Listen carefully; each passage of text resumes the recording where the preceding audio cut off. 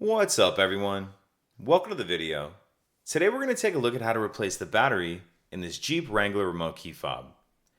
So this key fob is going to use replacement battery CR2450, and I'll put a link in the description box of this video to where you can purchase these batteries if you're in need.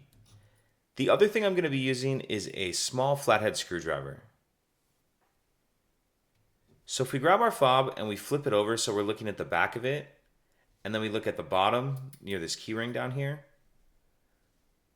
You see this little slot right here? What I'm going to do is put my screwdriver in that slot and then pry up on the back cover and just carefully work your way around, picking up on it. And once you get it started far enough like that, I'm just going to put my fingers on there, pull it off there. Now taking a look at our battery right here, there's another little slot right here, and this actually has an icon of a screwdriver on it. I'm not sure if you can see that, but what I'm going to do is take my screwdriver and put it in that slot and just use it to get under the edge of the battery. Get the old battery out of there.